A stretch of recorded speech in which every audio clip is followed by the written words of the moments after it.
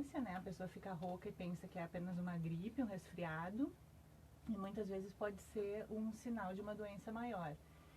E a campanha foi tendo tanto sucesso que em 2003 ela passou a ser mundial. Então hoje nós temos o Dia Mundial da Voz, iniciado aqui no Brasil em 99.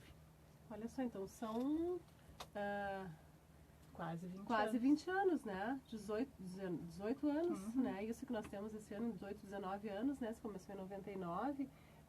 E o que vocês têm percebido, Carla, assim, como conscientização maior? Quer dizer, o estabelecimento de uma data, de um dia específico, ele colabora, né, para a conscientização, para a ampliação das informações. Sim, colabora. Como o objetivo principal, inicial da campanha foi essa prevenção dos distúrbios mais graves, as estatísticas já mostraram nos estudos de retorno das campanhas uma diminuição de mais da metade dos casos com identificação precoce e aumento da sobrevida dos pacientes, né?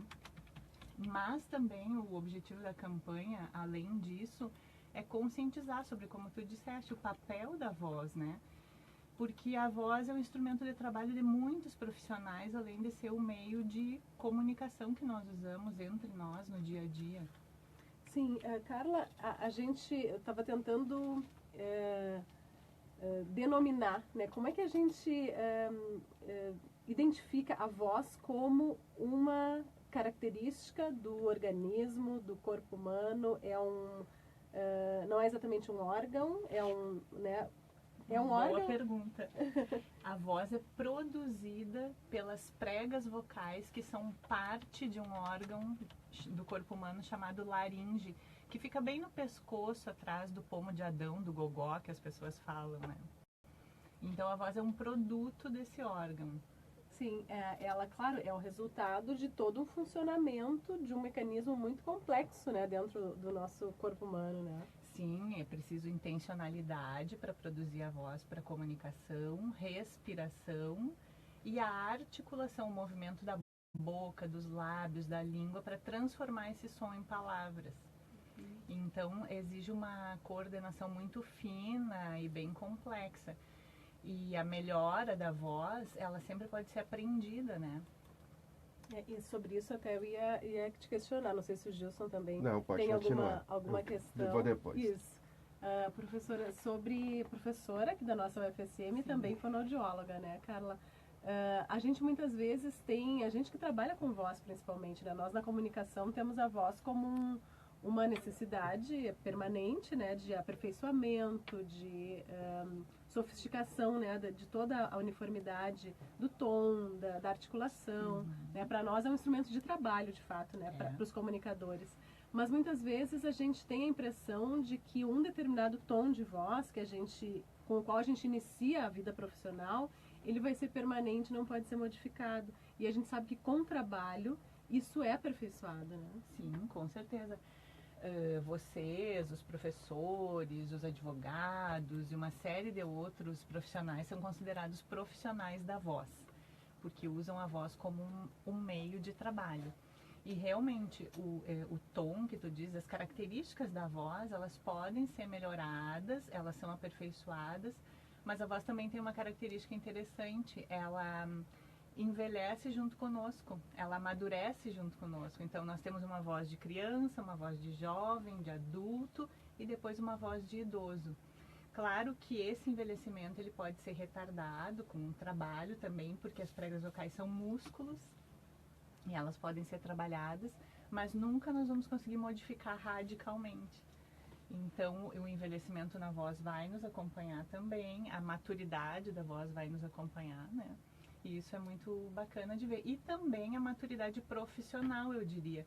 Porque exercendo as nossas profissões com a voz, nós também vamos nos adaptando e encontrando o nosso melhor tom, o mais confortável, aquele que não nos gera fadiga, aquele, no caso de vocês, aquele que atinge melhor o ouvinte, né?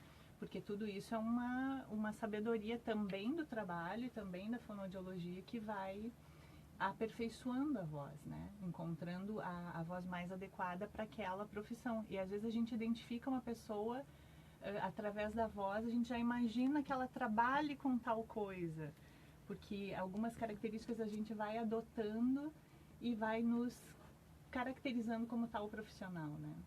Professora Carla, as campanhas são importantes, né? E como é que está hoje, né, o nível de busca, não só pela prevenção dos cuidados com a voz, mas sobretudo nesse tratamento? As pessoas estão mais ligadas, né, para a importância da voz, estão buscando a área da fonoaudiologia no sentido de valorizar, vamos dizer, esse produto tão importante que nós temos, né, para o nosso aspecto da comunicação? Sim, nós notamos uma busca maior nos últimos anos. A área de voz é uma das especialidades da fonoaudiologia. E era uma especialidade, assim, até um pouco desconhecida. E com o tempo e com a atuação do médico otorrinolaringologista, porque nós atuamos sempre juntos, né? O médico sempre precisa examinar a laringe, a garganta, as pregas vocais, para que nós possamos fazer qualquer diagnóstico e tratamento. E essa procura tem aumentado, sim, tanto pelos problemas de voz, rouquidão, os tais dos calos, que são os nódulos vocais, pólipos, pré-cirúrgicos, também quanto com aperfeiçoamento. Então, cantores, professores, às vezes nós recebemos também até estudantes que vão fazer o discurso de formatura, que querem se preparar melhor, e aí nós também trabalhamos com eles. Muito bem. Professora, tem alguns cuidados que são básicos, digamos assim, se a gente tivesse que dar algumas dicas, né, que são assim fundamentais, obrigatórias para o cuidado com a voz, quais seriam elas? Eu diria que a primeira delas seria a hidratação. Então, manter o corpo hidratado com pelo menos 2 litros de água ao dia, de preferência em temperatura ambiente, se a pessoa é profissional da voz, para evitar o choque térmico. Porque o choque térmico de uma água gelada, de um líquido gelado, ele pode causar um inchaço nas pregas vocais e deixar a voz assim mais rouca. Então é imediata essa reação. Aí nós aconselhamos a segurar um pouquinho na boca e engolir até para fazer essa adaptação da temperatura do corpo com a temperatura do líquido. Outra questão é evitar ambientes muito ruidosos para falar, porque nós entramos em competição com esse ruído e começamos a falar mais forte e a abusar da voz. E aí a consequência geralmente é uma rouquidão depois, um cansaço, uma fadiga que pode nos prejudicar. Também evitar bebidas ou componentes que desidratem as pregas vocais, alimentos muito salgados, bebidas à base de cafeína, refrigerantes à base de cola. Tudo isso resseca as pregas vocais e faz com que a pessoa faça mais esforço para vocalizar.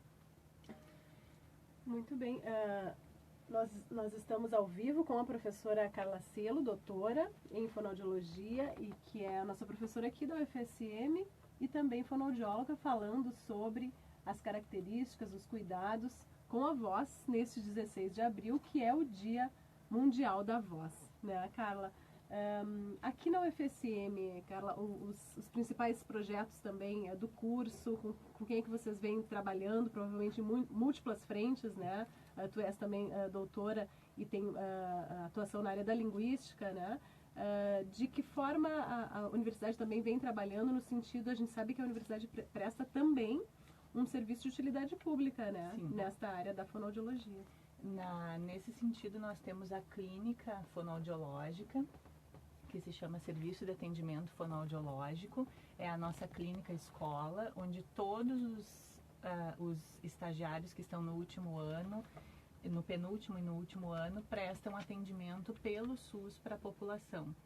Então nós temos, infelizmente, né, uma lista de espera, mas o nosso serviço é bastante reconhecido e bastante valorizado pela comunidade, pelos outros profissionais também. Nós recebemos para atendimento, temos um serviço bem completo nesse sentido. Todas as áreas da fonoaudiologia são atendidas na nossa clínica. Excelente. E os alunos, professora, como é que tem sido a procura pelo curso, enfim? Acredito que seja um curso procurado mais, né, pelo sexo feminino. Sim. Como é que tem sido esse trabalho? Né? Eu acompanho a professora e outras colegas, né, bastante homenageadas aí aqui no período de formaturas. Como é que tem sido essa atividade? O nosso curso ele tem uma entrada anual de 30 vagas e nós temos realmente uma procura predominante pelo sexo feminino. Agora, nessas últimas turmas, nós estamos tendo mais alguns meninos, assim, mas são pouquíssimos, em 4 por turma ou menos. E essa procura, ela é feita porque o nosso curso ele tem um bom conceito, né? E ele contempla todas as áreas, isso é uma particularidade do curso. Todas as áreas da fonoaudiologia possuem um estágio próprio. O estágio não é feito conforme o distúrbio do paciente. Ele é feito conforme a área e cada distúrbio vai se alocando na sua área. E não são todos os cursos que contemplam todas as sub-áreas da fonoaudiologia, o nosso sim. E o nosso curso conta também com mestrado e doutorado em distúrbios da comunicação humana. Então nós formamos muitos profissionais também na área de pesquisa e docência. E eles estão espalhados no país inteiro, já lecionando os nossos egressos pós-graduação. Nosso Renato Molina tem uma questão, professora, para fazer. Pode falar, Molina. Bom dia, professora Carla. Bom dia, Karine, Gilson, aos nossos ouvintes aqui no 107.9. Professora Carla, a senhora falou exatamente na questão das pessoas que às vezes estão em ambientes muito ruidosos, né?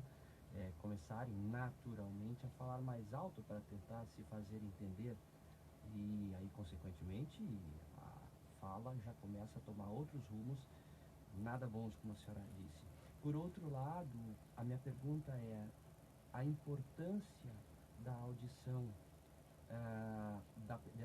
das pessoas em relação à fala. De repente a pessoa não percebe que está com a sua audição diminuída, comprometida em alguma parte do range dinâmico das frequências e começa automaticamente a falar de maneira errada. Isso pode criar também um problema na corda vocal por você estar ouvindo mal e não se tocar que está Sim. ouvindo mal, correto?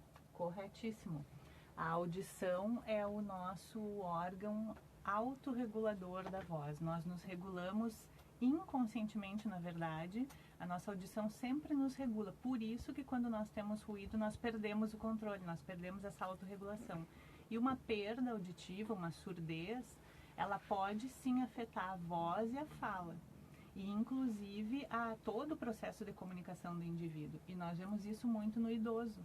O idoso que nos procura, por exemplo, na clínica, ele tem um problema de voz, porque a voz já está ficando fraca, está ficando difícil, e ele não se monitora. Então, isso é um fator que até limita um pouco o nosso tratamento.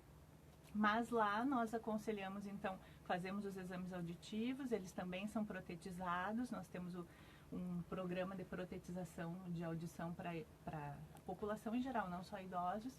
Então nós fazemos esse tratamento em todas as frentes. Mas realmente é preciso se controlar. Mas uma das formas de fazer esse autocontrole, que não seja apenas auditivo, é proprioceptivo, é a autossensação que nós temos também. De sentir quando nós estamos forçando os músculos ou quando a garganta começa a arder, é um sinal de que nós estamos fazendo muita força. Que tem que dar uma paradinha e ou diminuir o tom e também buscar outros cuidados, né? Exato. De hidratar e tentar baixar um pouquinho o tom e adequar isso. Isso, adequar. Muito A bem. professora falou na questão, né, da voz também, da parceria, né, com os otorrinos e a questão da respiração. É importante também na preservação, né, da voz. A respiração é fundamental. Sem respiração não existe voz. A respiração é a energia da voz. Então as pregas vocais elas só vão transformar essa coluna de ar que vem dos pulmões em som. Então a nossa voz na verdade é o ar expirado, o ar colocado para fora em forma de som. Se não tiver uma boa respiração, nós não temos o volume da voz. O volume nós controlamos pela respiração, então se eu vou fazer A ou A, um forte, um fraco, tudo é pela respiração. O fechamento das pregas vocais, ele também depende de quanta pressão aérea abaixo delas nós estamos recebendo. Então é fundamental respirar mal, respirar pouquinho, ou não adequar a respiração à demanda que nós temos, vai sobrecarregar as pregas vocais. Sempre nós vamos fazer um esforço lá nas pregas vocais para compensar aquilo que está falhando. Excelente. Muito obrigada, então, professora Carla Cielo, doutora em fonoaudiologia e também nossa professora aqui da UFSM, fonoaudióloga, por essa entrevista aqui ao Bom Dia Universidade, neste Dia Mundial da Voz. E parabéns também, né, professora, para os profissionais que trabalham aí cuidando da nossa voz, né, e dando essas orientações. Eu que agradeço, muito obrigada e bom dia a todos. Obrigada. 8h39, Gilson Piber, Vamos quase 20 para as 9. Vamos para o intervalo? Intervalinho, Molina, aí já voltamos.